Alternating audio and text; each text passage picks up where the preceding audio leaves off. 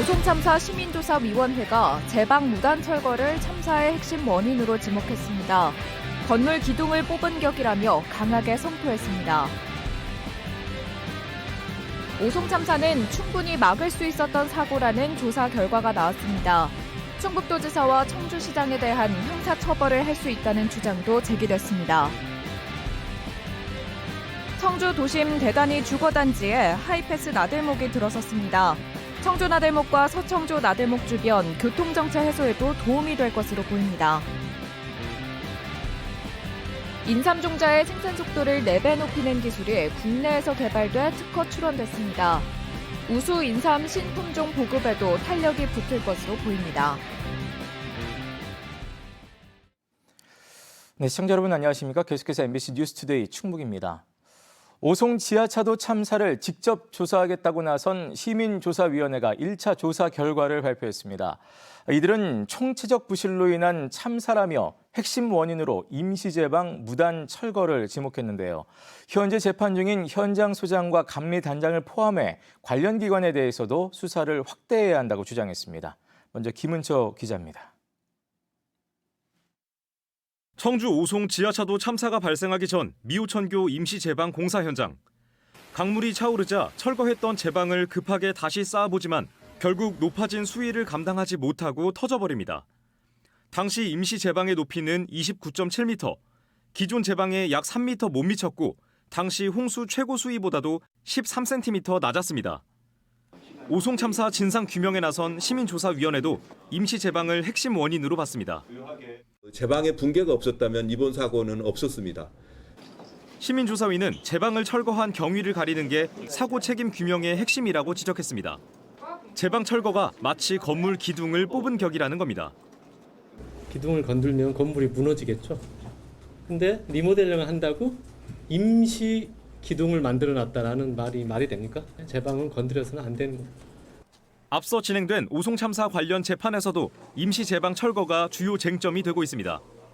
검찰은 임시 제방이 허가 없이 임의로 철거됐다고 보고 있지만 해당 현장 소장은 문제가 없다며 다투고 있습니다. 잘못한 거 하나는 없는 것처럼 그렇게 어떻게 고개를 그렇게 들 수 있는지.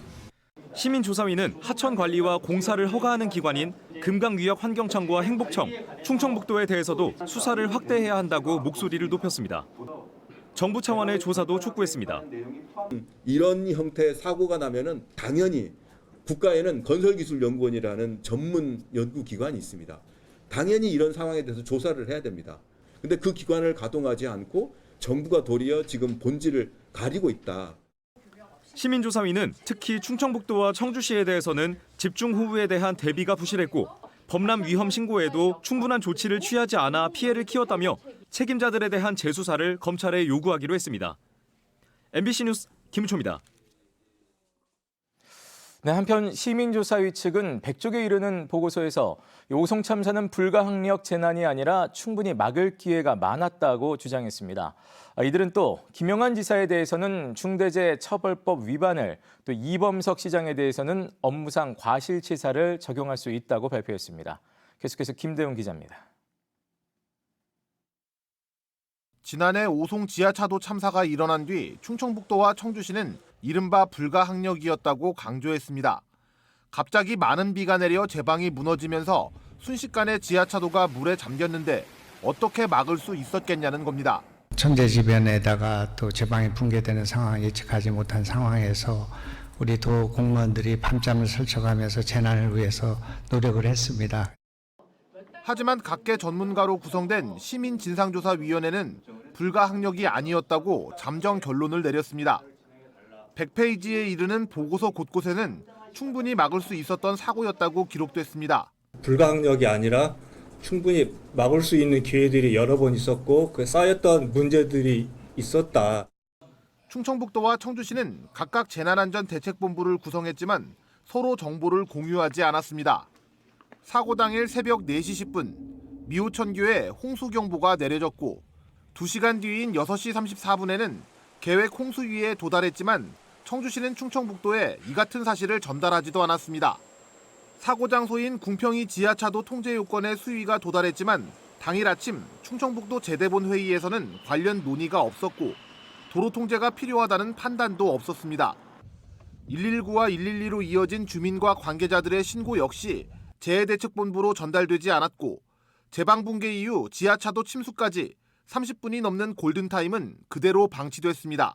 자신들에게 주어지는 위험 신호들을 모두 다 무시했습니다. 위험 정보들을 모두 다 차단하고 그리고 심지어 그 위험 정보들에 대해서 굉장히 자의적으로 판단하게 됩니다. 김영환 지사를 비롯해 환경부 장관과 행복청장에게는 중대재해처벌법을, 이범석 청주시장에게는 업무상 과실치사를 적용할 수 있다는 검토 결과도 나왔습니다. 어떤 담당 주무관이나 그 위의 상급자뿐만이 아니라 결국에는 그 사람들이 제대로 일을 하게 해야 되는 통제하고 관리해야 되는 책임을 제대로 하지 못했다.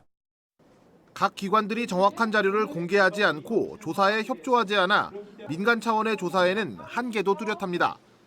조사위는 보고서를 검찰에 제출하고 검찰이 수사를 통해 밝혀줄 것을 촉구할 계획입니다.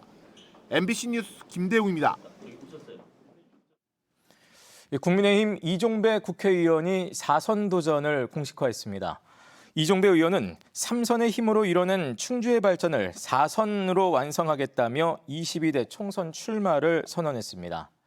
또 대통령 비서관 출신 국민의힘 김성회 예비후보는 자신이 윤석열 정부 탄생에 기여한 힘있는 후보라고 강조하며 동남 4군 출마를 선언했습니다.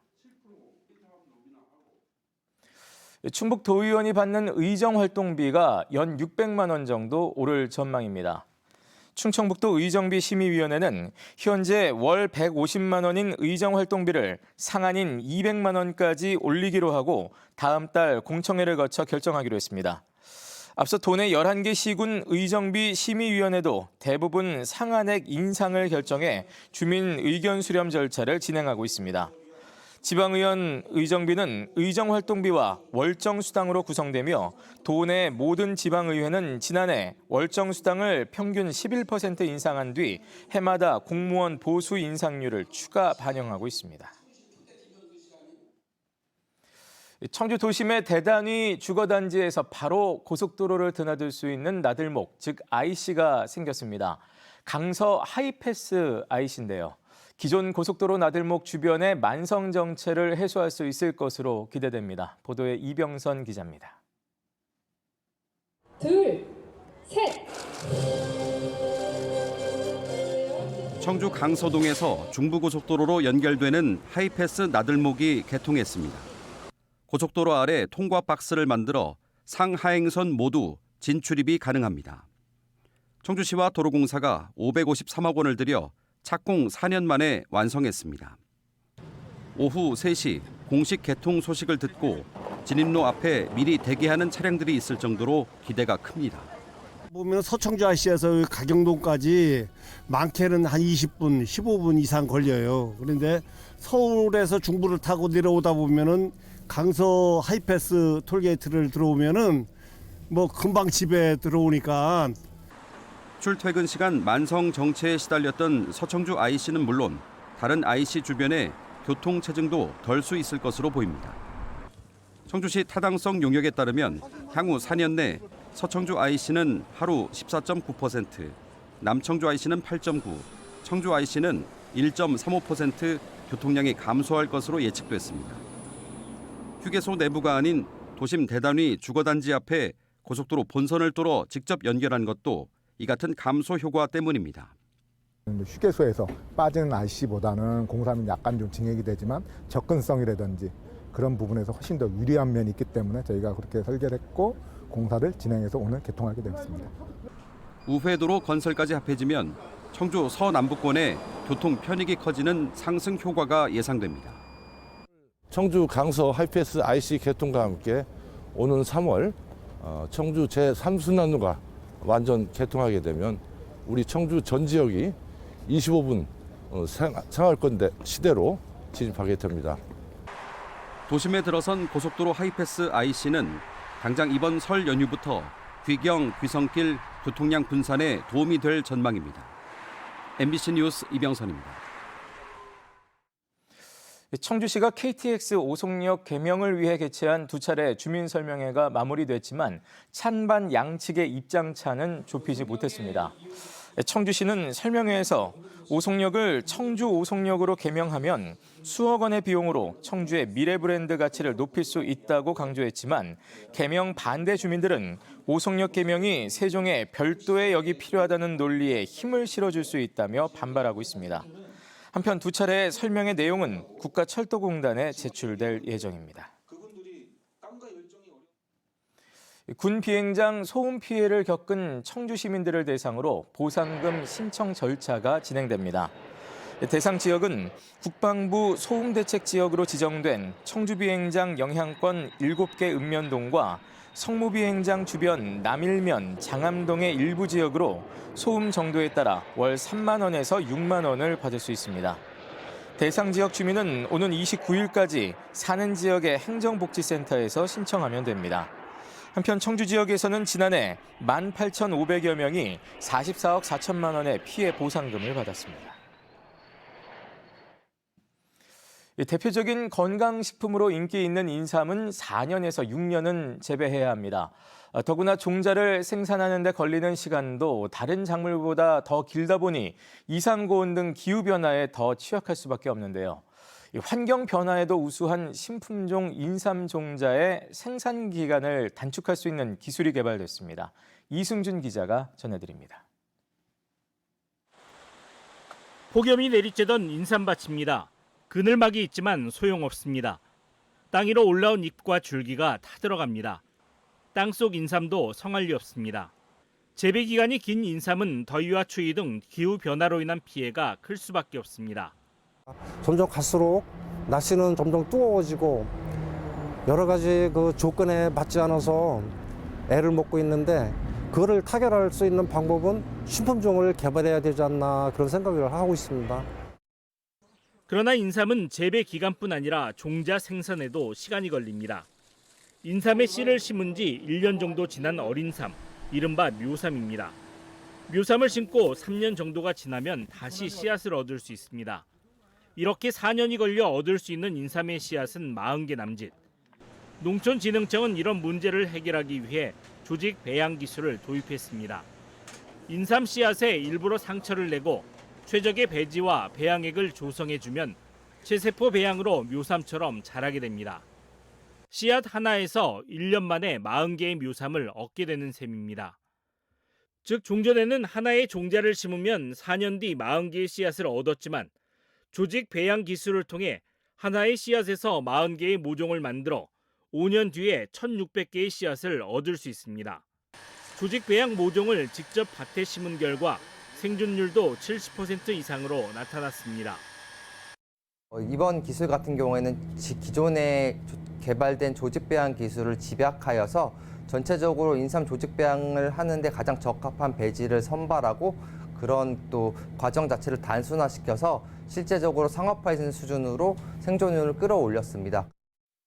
농촌진흥청은 종자 생산 속도를 4배가량 높이는 기술을 특허 출원하고 농업기술진흥원에 이전했습니다.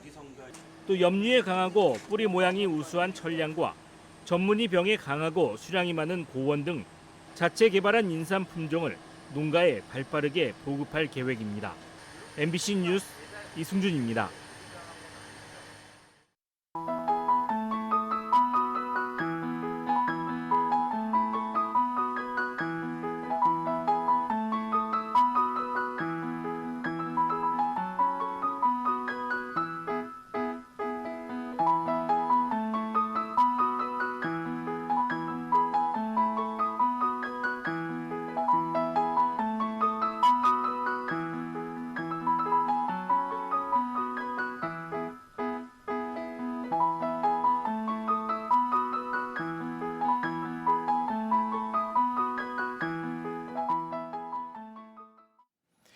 고물가의 소비 심리가 얼어붙으면서 충북의 대형 소매점 판매도 감소한 것으로 나타났습니다.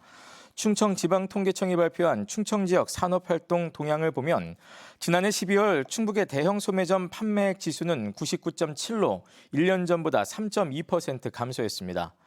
품목별로는 신발과 가방, 가전제품 등이 덜 팔리고 화장품과 음식료품 판매는 늘었습니다. 12월 판매액 지수가 100 아래로 내려간 것은 2010년 통계 작성 이후 처음입니다. 설 명절을 맞아 청주페이 2월 충전 한도가 50만 원으로 상향됩니다. 청주시는 소비 촉진을 유도하기 위해 기존 30만 원이던 한도를 20만 원 더 올린다고 밝혔습니다.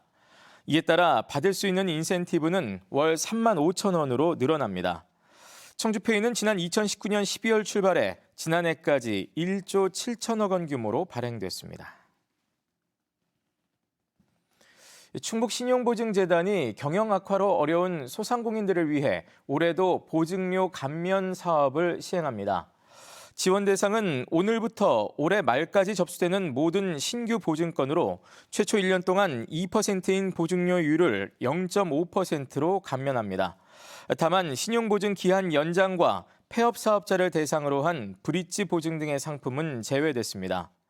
앞서 충북신용보증재단은 지난해에도 11,000여 개 업체에 16억 원 상당의 보증료 감면 혜택을 제공했습니다. 보훈군이 생활인구 유치를 위해 사이버 군민제도 정의품 보훈군민을 도입합니다. 네, 뉴스를 마칩니다. 고맙습니다.